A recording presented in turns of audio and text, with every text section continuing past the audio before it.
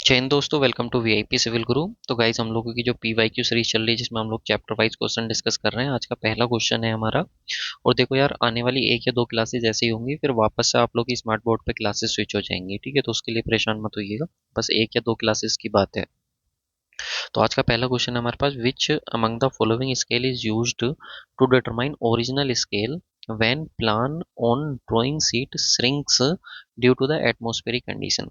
देखो होता क्या है कि हम लोग जब अपना मान लो कि कोई भी हमने एक मैप बनाया और इस मैप पे एक लाइन हमने ड्रॉ करी ए बी।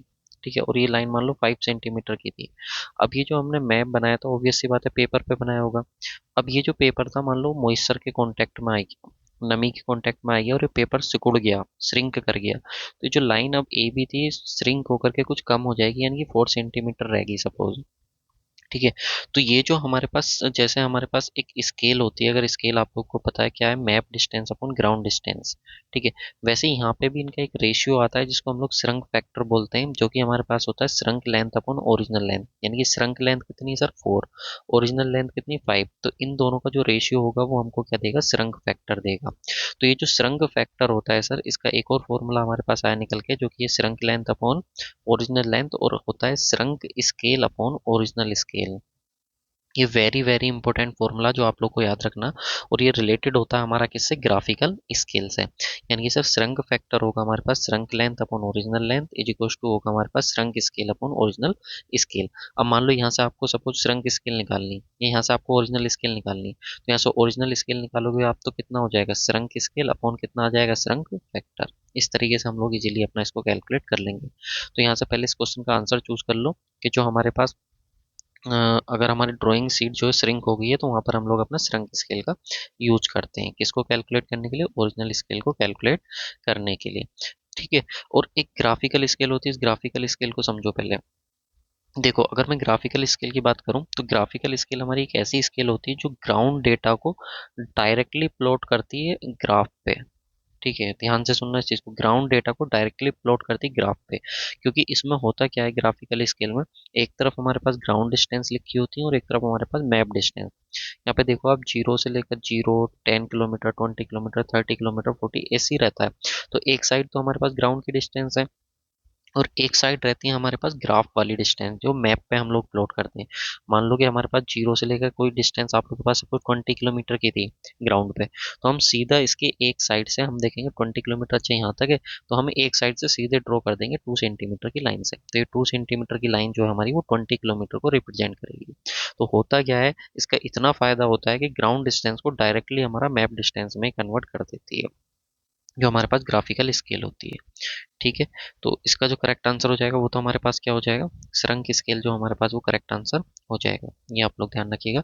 इसके साथ ही यहाँ पे और देख लो, जो मैं आप लोगों को बता चुका हूँ एक्चुअली में, श्रृंक फैक्टर जो होता है वो हमारे पास होता है श्रृंक लेंथ अपन ओरिजिनल लेंथ और श्रृंक स्केल अपन ओरिजिनल स्केल।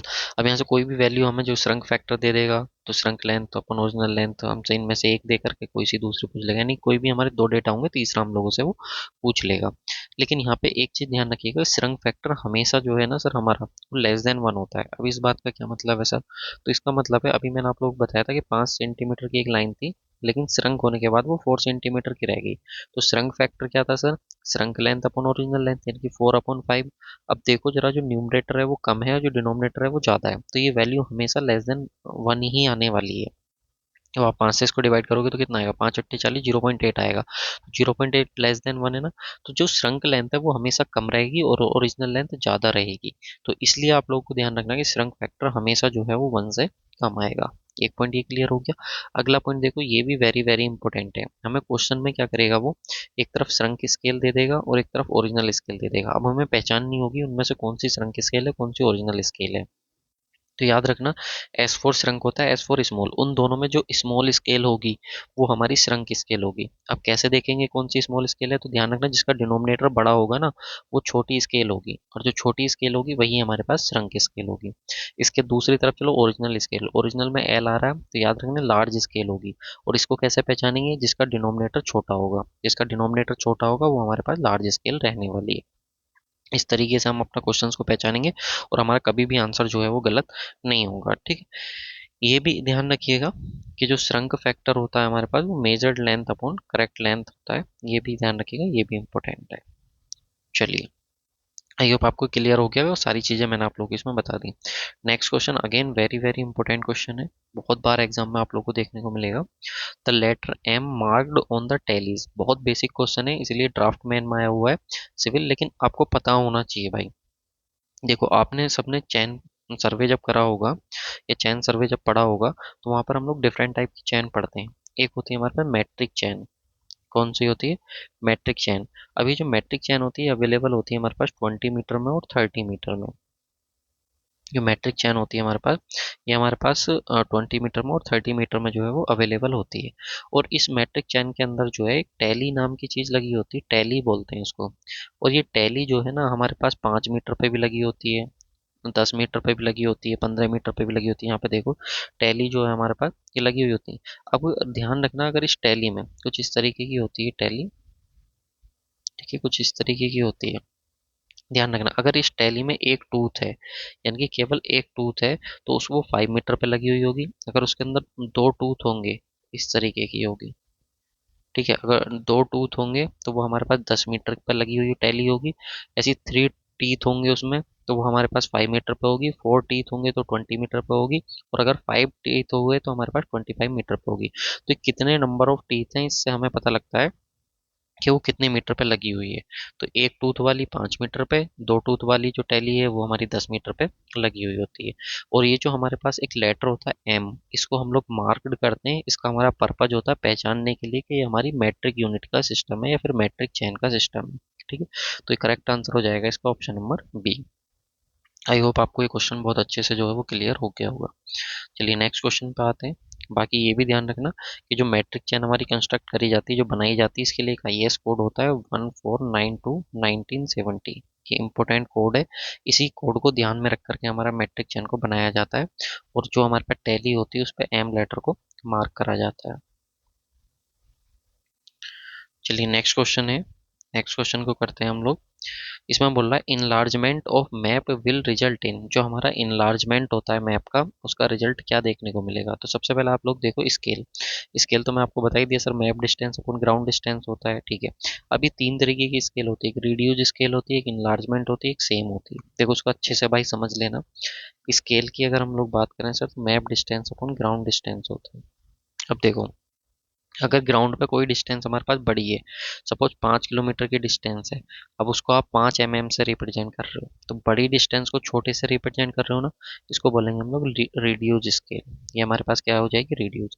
ऐसे ही देखो अगर छोटी डिस्टेंस है, सपोज कोई 5 mm की है, अब उसको आप बड़ा करके दिखा रहे हो, 5 mm की डिस्टेंस को बड़ा करके दिखा रहे हो, सपोज आप 5 सेंटीमीटर से रिप्रेजेंट कर रहे हो, तो 5 mm को 5 सेंटीमीटर है, तो छोटी चीज को बड़ी से रिप्रेजेंट कर रहे हो आप लोग, तो ये हो जाएगी इनलार्जमेंट। इनलार्जमेंट, आई होप आपको ये तो पता होगा कि एमएम छोटी होती है और सेंटीमीटर बड़ी यूनिट होती है। यहाँ पे किलोमीटर बड़ी होती है और एमएम छोटी यूनिट होती है, ध्यान रखिएगा। और अगर दोनों ही सेम है, यानी कि अगर आप 5 सेंटीमीटर की चीज को 5 सेंटीमीटर से रिप्रेजेंट कर रहे हो, तो इसको हम लोग बोलते हैं अपना सेम स्केल। ये हमारे पास सेम स्केल है। तो तीन तरीके की स्केल होगी, रिड्यूस, इनलार्ज और सेम। तो मैंने तीनों का मतलब बता दिया, रिड्यूस का, इनलार्ज का और सेम स्केल का मतलब क्या होता है।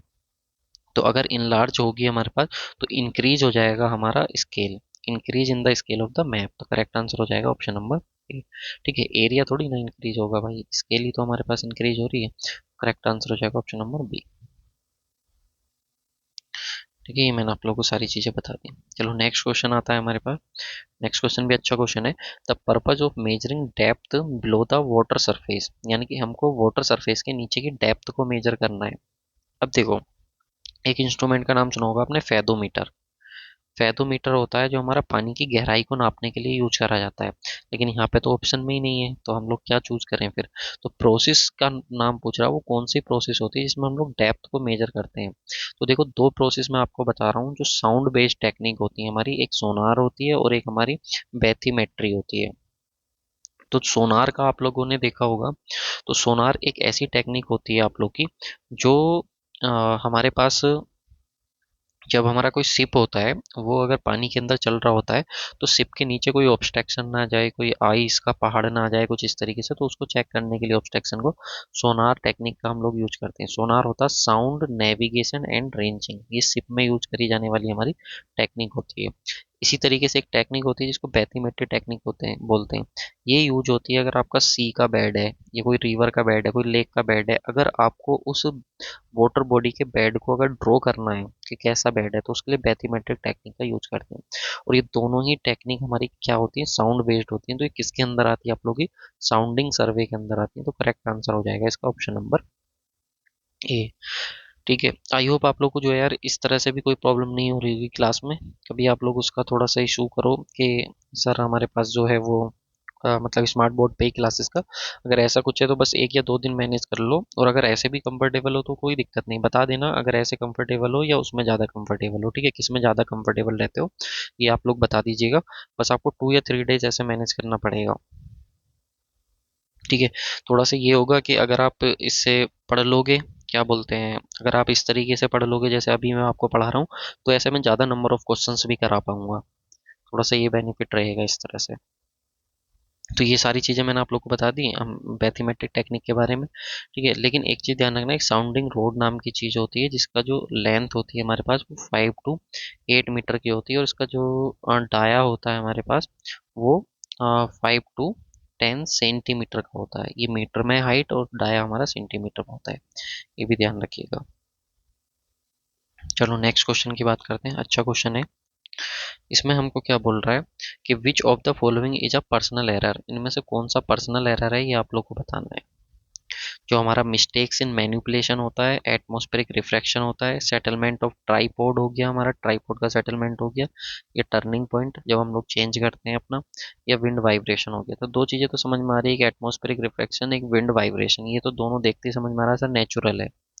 कैसा है नेचुरल, क्यों, क्योंकि सोर्स ऑफ एरर जो होता है हमारे वो 3 तरीके के होते हैं, एक इंस्ट्रूमेंट होते हैं, एक पर्सनल होते हैं, एक नेचुरल होते हैं। यानी कि 3 तरीके से हमारी एरर आ सकती है, या तो इंस्ट्रूमेंट में प्रॉब्लम की वजह से आए, या फिर सर हमको ही अच्छे से कोई रीड करना नहीं आता, हमारे अंदर ही कोई प्रॉब्लम है पर्सनली, हमको रीड नहीं कर सकते, आई साइड वीक है वो, या फिर एक नेचुरली होता है। ठीक है, तो 3 तरीके से हमारे पास होता है। तो जो पर्सनल एरर होती हैं वो हमारी खुद की मिस्टेक की वजह से होती हैं। तो करेक्ट आंसर हो जाएगा ऑप्शन नंबर ए। ठीक है, अब दो चीज़ें एरर और मिस्टेक में भी डिफरेंस देख लो। जो एरर होती है वो इंस्ट्रूमेंट की वजह से होती है, यानी कि जो इंस्ट्रूमेंटल वाली होती है वो हमारी एरर कंसिडर करी जाती है। लेकिन जो मिस्टेक होती है वो मैन की वजह से होती है, यानी कि हम लोगों की खुद की वजह से होती है। हम जब पुअर जजमेंट कर पाते हैं चीज़ों का, हम अच्छे से नहीं रीड कर पाते, इम्प्रॉपर रीडिंग करवाते हैं डेटा की, जो हमारा डेटा आया है उसको हम अच्छे से रीड नहीं कर पा रहे, गलत हमने रीड कर लिया, उसको गलत तरीके से पढ़ लिया। तो ये हमारे पास कुछ रीज़न होते हैं जिसकी वजह से हमें देखने को मिलता है। तो पर्सनल एरर जो है वो मिस्टेक का पार्ट है। ठीक है, तो करेक्ट आंसर हो जाएगा ऑप्शन नंबर ए।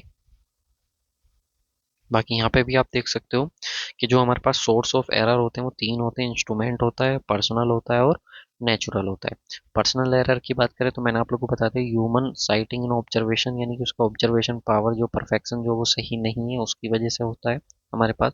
ठीक है, तो यहाँ पे भी दिया हुआ है, एक एग्जाम्पल दिया हुआ है कि an error may be there in taking taking the levelling reading और reading an angle on the circle of theodolite, यानी कि मान लो कि आप लेवलिंग की कोई रीडिंग लेने में आपने एरर कर दिया, या फिर आप लोगों को थियोडोलाइट का जो एंगल था उसको रीड करने में कोई प्रॉब्लम कर दी, तो ये सब आप लोग के पर्सनल एरर के ही पार्ट आप लोग के हैं।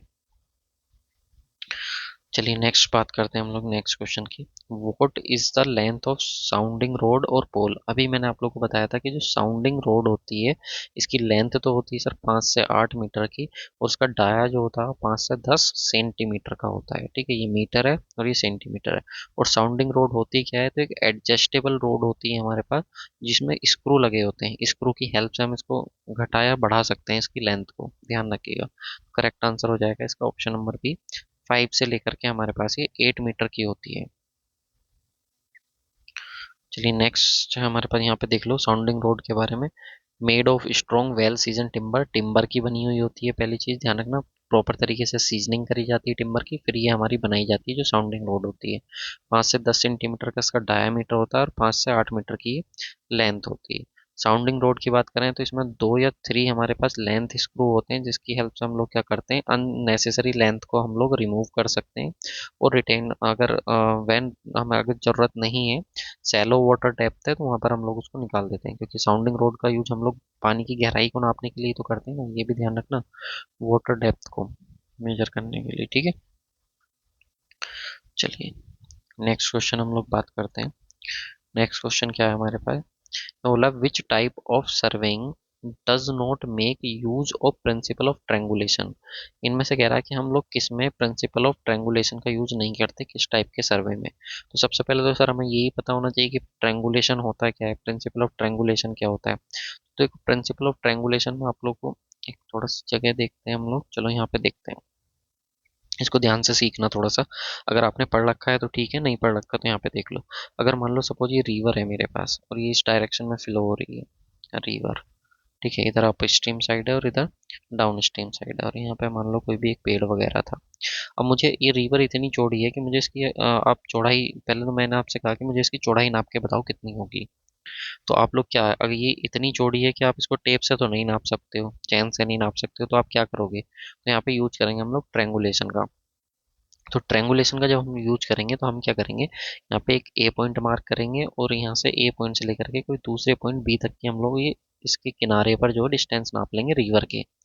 और फिर हम देखेंगे ए किनारे से ये पेड़, और इस बी से देखेंगे फिर, ठीक है, और थियोडोलाइट से इस एंगल ए और इस एंगल बी को मेजर कर लेंगे।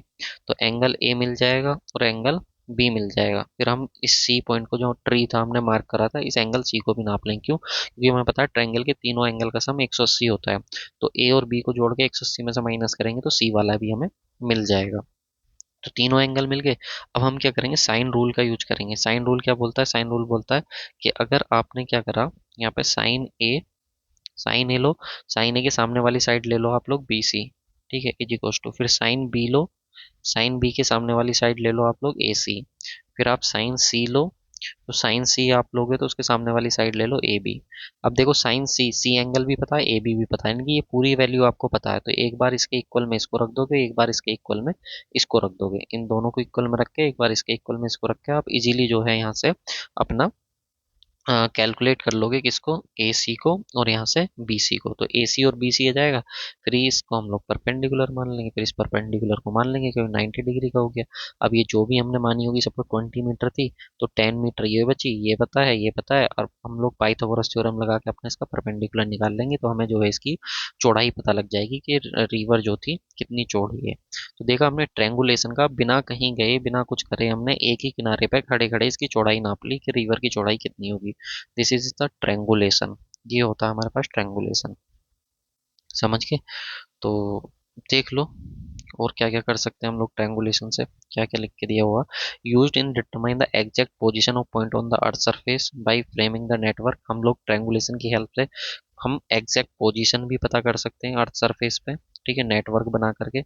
और नेटवर्क कैसा होता है, इंटरकनेक्टेड लाइंस का होता है, जो हमारे ट्रायंगल्स बनाती हैं। अभी देखा हमने, ट्रायंगल से ही बना करके हमने जो है नदी की चौड़ाई को नाप लिया था। इसी तरीके से इस्टेब्लिशमेंट ऑफ बेस लाइन जो होता है वो चैन सर्वे का पार्ट होता है। एंगल मेजरमेंट वो कंपास सर्वे का टाइम होता है, मतलब कंपास सर्वे का काम होता है।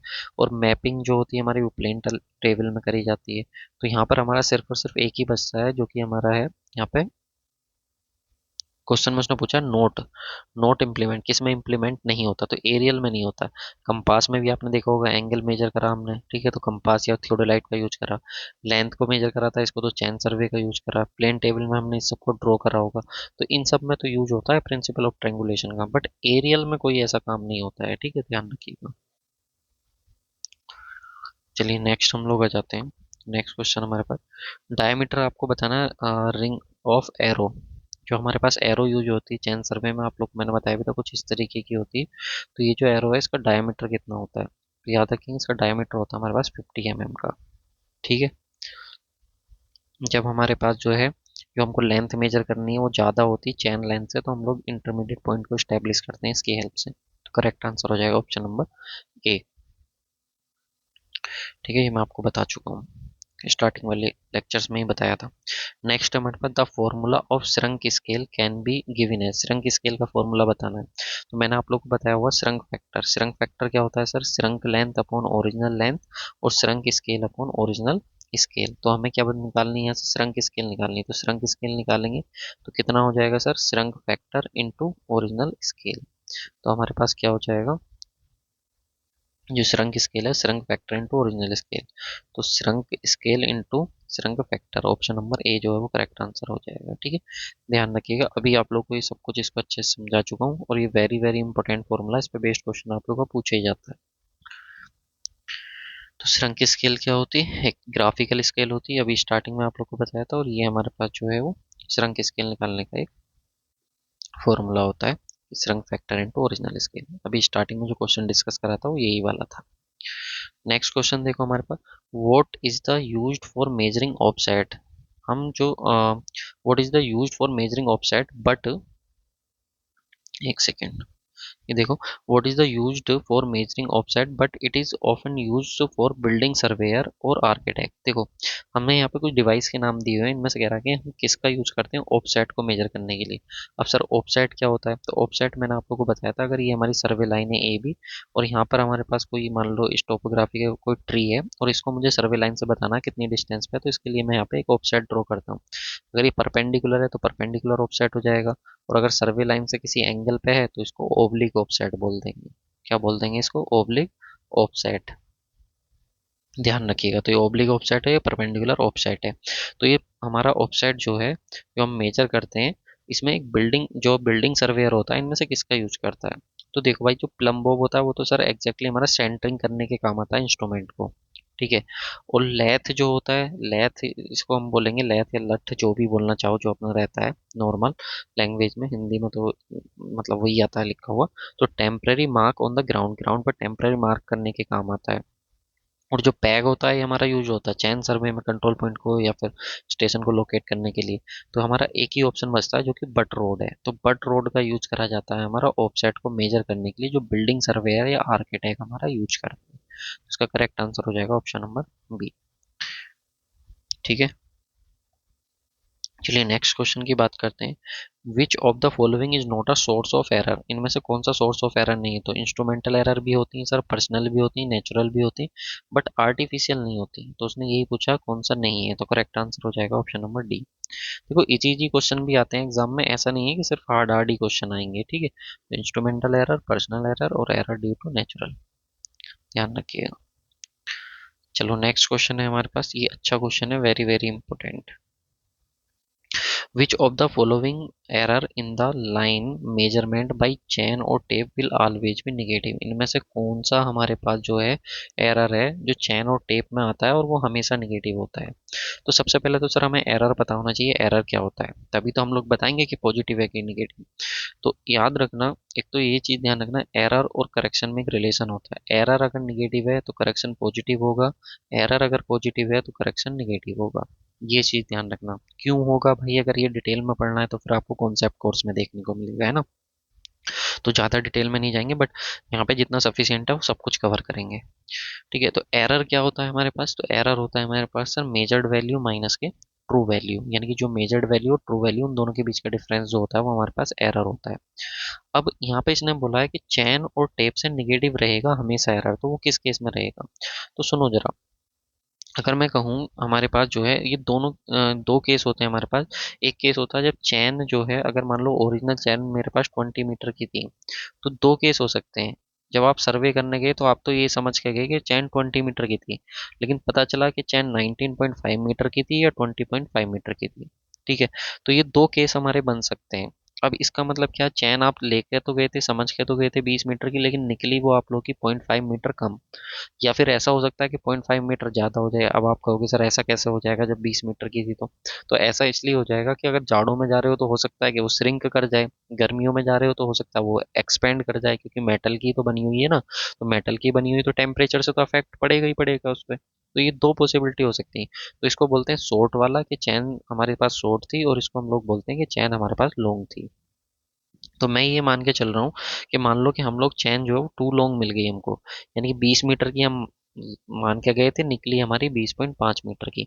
तो आप सोचो, अगर आपको ए से लेकर के बी तक की डिस्टेंस मेजर करनी थी जो कि 100 मीटर थी, अगर आप 20 मीटर की चैन से मेजर करते तो सिंपल सी बात है, इसको 5 बार में मेजर कर लेते, 1 2 3 4 और 5 बार में मेजर कर लेते, पहले आराम से कर लेते अगर 20 मीटर की होती तो। लेकिन निकली ये 20.5 की, यानी कि 20 मीटर से ज़्यादा है। तो इतनी बात तो कंफर्म है, अब 5 चैन नहीं लगेंगी, 5 चैन से कम ही लगेंगी। 5 चैन से क्या लगेंगी, कम लगेंगी।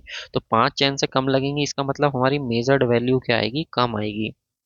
तो सर एरर होता है मेजर्ड वैल्यू माइनस के ट्रू वैल्यू। अगर आपकी मेजर्ड वैल्यू कम आई और ट्रू वैल्यू ज़्यादा आई, तो एरर हमेशा कैसी आएगी, निगेटिव। ऑब्वियस सी बात है, ये वैल्यू कम है और ये वैल्यू ज़्यादा है, तो रिजल्ट निगेटिव ही तो आएगा, निगेटिव ही तो आएगा। तो एरर क्या रहने वाली है हमारे पास, निगेटिव रहने वाली।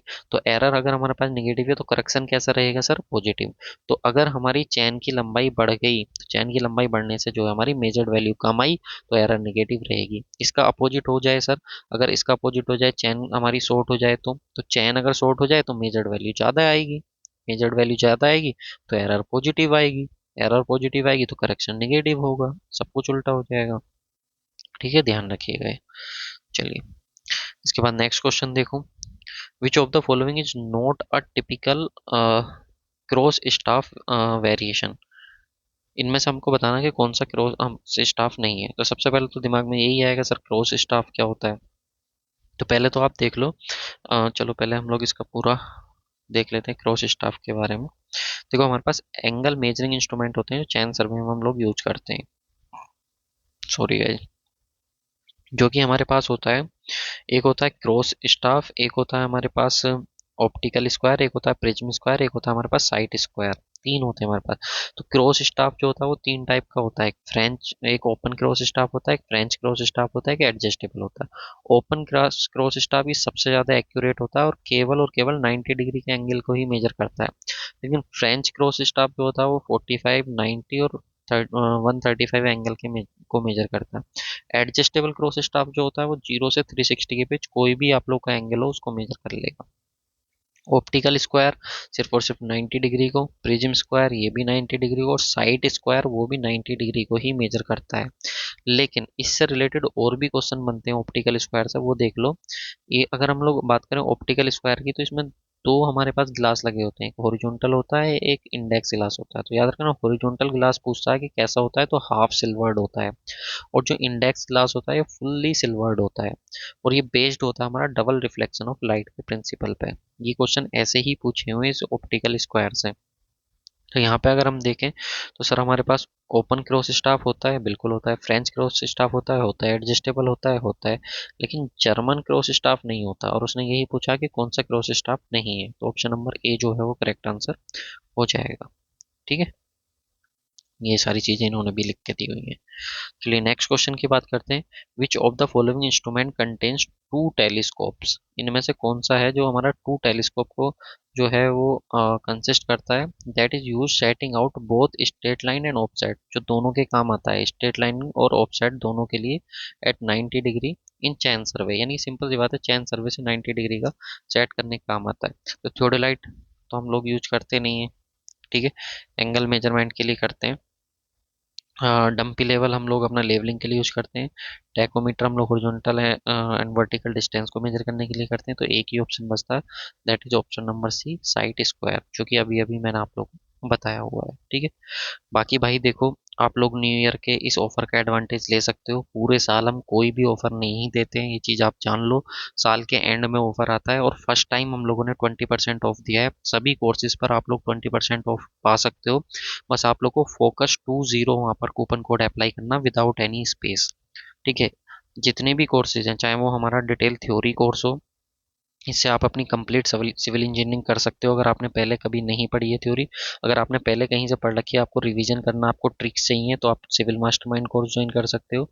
और अगर आपको क्वेश्चन प्रैक्टिस करनी है, स्टेट ए जेई का कोई भी आपका एग्जाम है, SSC JE, RRB JE, GATE, ESC, तो आप सुदर्शन बैच को ज्वाइन कर सकते हो। उसमें हर तरीके के क्वेश्चन है, और साथ में बुक्स की भी फ्री पीडीएफ अवेलेबल है। बाकी गुप्ता एंड गुप्ता चाहिए तो आप जो है इस कोर्स को भी ज्वाइन कर सकते हो। ठीक है, इस सब के लिए आप लोग को वीआईपी सिविल गुरु का एप्लीकेशन डाउनलोड कर लेना। बाकी अगर कोई दिक्कत है तो आप लोग यार इस पे जो है वो अपना टेक्स्ट डाल देना व्हाट्सएप पे, ठीक है। लेकिन छोटी छोटी चीज़ों के लिए कॉल मत किया करो यार। अगर कोई क्वेरी है हल्की फुल्की तो उस पर डाल दिया करो। कुछ ज़्यादा ही अगर सीरियस डाउट है तभी आप कॉल किया करो। छोटी छोटी चीज़ों के लिए कॉल करते हो तो ऐसे अच्छा नहीं लगता है, ठीक है। तो अगर आपको कोई छोटी मोटी चीज़ से रिलेटेड के सर ये वाली पीडीएफ अपलोड नहीं हुई है तो उसके लिए टेक्स्ट डाल दिया करो, मैं खुद ही उसको अपडेट कर दिया करूँगा, ठीक है। तो चलिए, thank you so much for watching this video. Please video को लाइक ज़रूर किया करो यार, और एक छोटा सा कमेंट भी कर दिया करो, जिससे कि मोटिवेशन मिलता रहता है आप लोग के लिए वीडियोस बनाने के लिए। और थोड़ा सा पेशेंस रखना और क्लास का फीडबैक देना कि ये वाली क्लास ज़्यादा बेटर लग रही थी कि वो वाली, ठीक है, जैसे आपको अच्छा लगे।